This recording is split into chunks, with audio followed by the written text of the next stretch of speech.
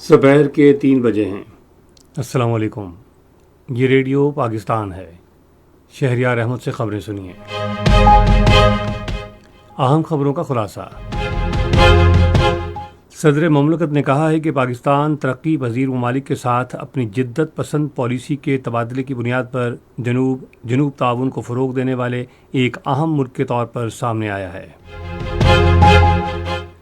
आज इस्लामाबाद में वज़ीर-ए-आज़म और MQM के वफ़द के दरमियान मुलाकात में मुजव्वज़ा 27वीं आईनी तरमीम पर मुशावरत की गई। पाकिस्तान ने बाबा गुरु नानक देव जी के जन्मदिन की तकरीबात के मौके पर दुनिया भर से आने वाले सिख यात्रियों को खुशामदीद कहा है। बहरी अमूर के वज़ीर ने मकामी और गैर मुल्की सरमायाकारों को पाकिस्तान में बहरी शोबे में सरमायाकारी के मौके से फ़ायदा उठाने की दावत दी है। कंट्रोल लाइन के दोनों जानिब और दुनिया भर में मुकीम कश्मीरी आज यौम शोहदाए जम्मू मना रहे हैं। पाकिस्तान और जनूबी अफ्रीका के दरमियान दूसरा एक रोज़ा बैनुल-अक़वामी क्रिकेट मैच फैसलाबाद में जारी है। और अब इन खबरों की तफसील। सदर ममलकत आसिफ अली जरदारी ने कहा है कि पाकिस्तान दूसरे तरक्की पजीर ममालिक के साथ अपनी जिद्दत पसंद पॉलिसी और कम्यूनिटी की बुनियाद पर तरक्याती मॉडल्स का इश्तराक करके जनूब ताउन को फ़रोग़ देने वाले एक अहम मुल्क के तौर पर सामने आया है। उन्होंने कतर के दौरे के दौरान मकामी अंग्रेज़ी अखबार द पेनिनसुला को एक इंटरव्यू में कहा कि पाकिस्तान अपनी समाजी तहफ़्फ़ुज़, तालीम, सेहत और कम्यूनिटी डेवलपमेंट के ज़रिए दीगर ममालिक को फ़ायदा पहुँचा रहा है। सदर ने कहा कि पाकिस्तान और कतर के दरमियान गहरी और कसीरुज्जहती शराकत मुश्तरका मज़हब, सकाफ़त और बाहमी एहतराम पर मबनी है। उन्होंने मौजूदा जोग्राफियाई सियासी तनाज़ुर में कहा कि ये शराकत दारी इलाकाई अमन, तवानाई के तहफ़्फ़ुज़ और समाजी तरक्की के लिए तज़वीराती अहमियत की हामिल है।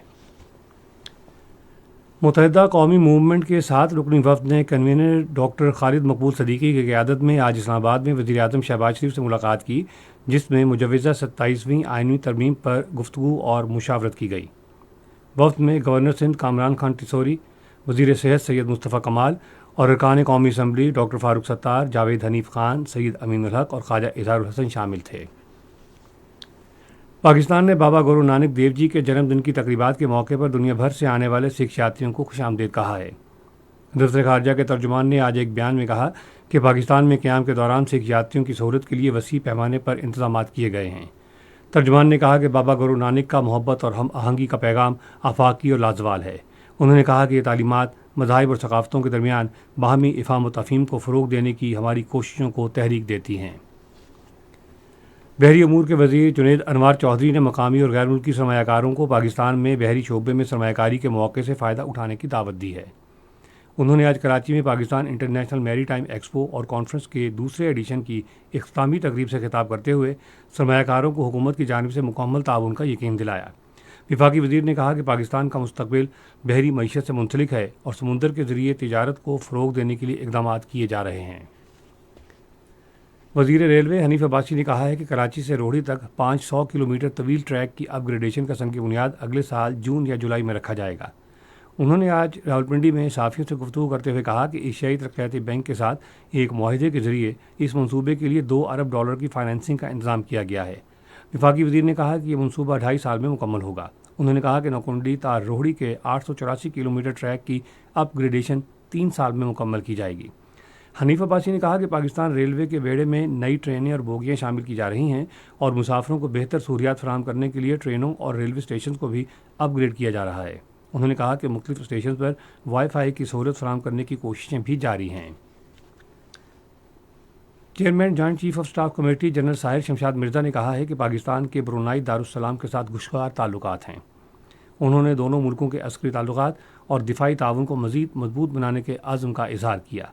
इस अज़्म का इज़हार उन्होंने ब्रुनाई दारुस्सलाम के सुल्तान हाजी हसनाल बुलकिया मौज़ुद्दीन वदूला अब्न अल मरहूम, सुल्तान हाजी उमर अली सैफुद्दीन साद अल खैरी उदयान और सुल्तान ब्रुनाई दारुस्सलाम के योंग दी परतवान के साथ बातचीत के दौरान किया।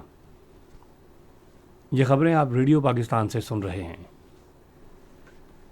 वज़ीर आला पंजाब मरियम नवाज शरीफ बेलम में होने वाली COP30 कॉन्फ्रेंस में शिरकत के लिए लाहौर से ब्राज़ील रवाना हो गई हैं। कॉन्फ्रेंस के दौरान वो सूबे में क्लीन पंजाब ای موبلٹی اور وائلڈ لائف اصلاحات سمیت اہم منصوبوں سے متعلق شرکاء کو بریفنگ دیں گی۔ وزیر اعلیٰ موسمیاتی تبدیلیوں کے بارے میں علاقائی قیادت کے حوالے سے پنجاب حکومت کی کوششوں کو بھی اجاگر کریں گی۔ پنجاب کی وزیر اطلاعات و ثقافت عظمہ بخاری نے کہا ہے کہ صوبے میں ٹرام اور ہائی سپیڈ ٹرین کے منصوبے شروع کیے جا رہے ہیں۔ انہوں نے ایک بیان میں کہا کہ وزیر اعلیٰ نے پنجاب ایئر کمپنی کے قیام کی بھی منظوری دی ہے اور صوبے میں ایئر ایمبولینس سروس کا آغاز کیا ہے۔ وزیر اعلیٰ سندھ سید مراد علی شاہ نے آج کراچی میں کلاس روم ٹرانسفارمیشن پروجیکٹ کے ذریعے سندھ ارلی لرننگ انہینسمنٹ منصوبے کا افتتاح کیا۔ انہوں نے افتتاحی تقریب سے خطاب کرتے ہوئے کہا کہ اس منصوبے کا مقصد صوبے میں تعلیمی معیار کو بہتر اور اسکولوں میں طلباء کی حاضری یقینی بنانا ہے۔ وزیر اعلیٰ نے کہا کہ پہلے مرحلے میں صوبے کے 12 اضلاع کے 600 اسکولوں میں یہ منصوبہ شروع کیا گیا ہے۔ وزیر اعلیٰ خیبر پختونخوا محمد سہیل آفریدی نے رواں سال دسمبر تک صوبے بھر میں ڈسٹرکٹ کمپلیکسز کے قیام پر عملی کام شروع کرنے کی ہدایت کی ہے۔ انہوں نے آج پشاور میں ایک اجلاس کی صدارت کرتے ہوئے کہا کہ عوام کو ریلیف فراہم کرنے کے لیے عوامی فلاح و بہبود کے تمام جاری ترقیاتی منصوبے مقررہ مدت میں مکمل کیے جائیں۔ کنٹرول لائن کے دونوں جانب اور دنیا بھر میں مقیم کشمیری آج یوم شہدائے جموں اس عزم کی تجدید کے ساتھ منا رہے ہیں کہ وہ اقوام متحدہ کی طرف سے تسلیم شدہ حق خود ارادیت کے حصول کے لیے اپنی جد و جہد جاری رکھیں گے۔ کشمیر میڈیا سروس کے مطابق 6 نومبر کشمیر کی تاریخ کا سیاہ ترین اور خونی باب ہے، جب جموں کے مختلف حصوں میں ڈوگرا حکمران مہاراجہ ہری سنگھ کی افواج، بھارتی فوج اور RSS کے حمایت یافتہ ہندو انتہا پسندوں کے ہاتھوں لاکھوں مسلمانوں کا وحشیانہ قتل عام کیا گیا۔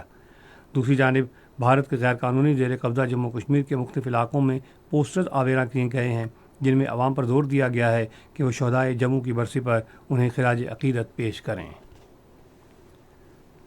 امور کشمیر اور گلگت بلتستان کے وزیر انجینئر امیر مقام نے مسئلہ کشمیر سے عوام کو آگاہ کرنے کے لیے کل جماعتی حریت کانفرنس کے عزم کو سراہا ہے۔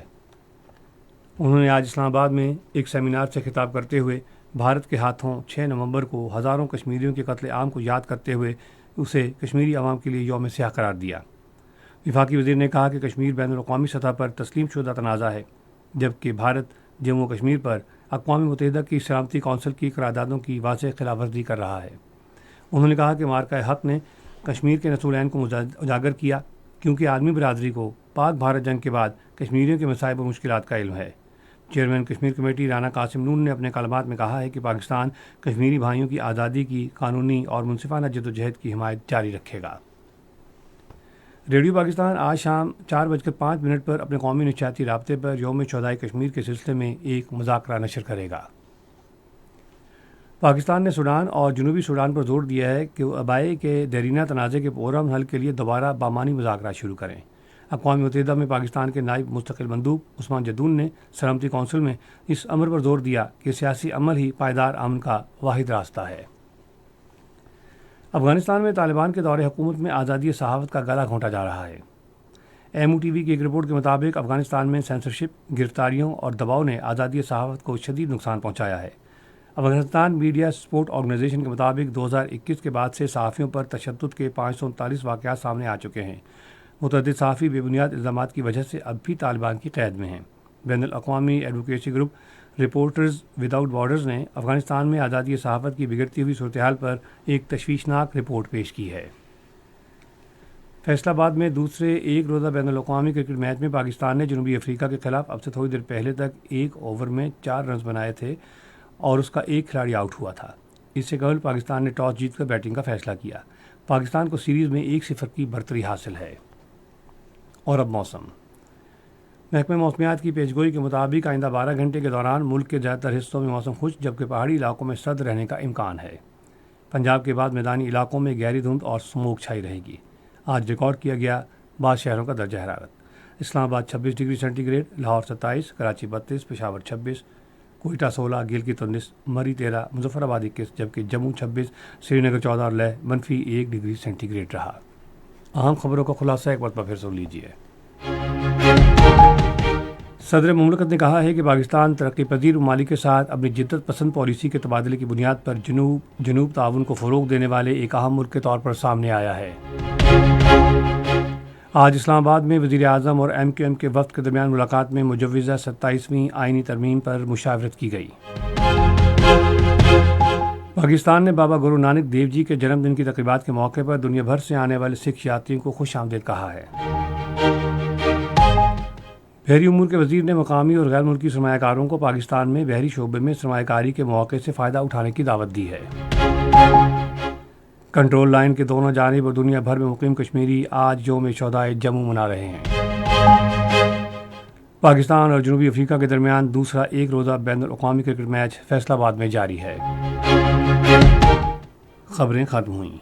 مزید خبروں اور تصویروں کے لیے آئیے ہماری ویب سائٹ پر radio.gov.pk اور فیس بک کے link radio Pakistan news official پر براہ راست ویڈیو سٹریمنگ بھی ملاحظہ کیجیے۔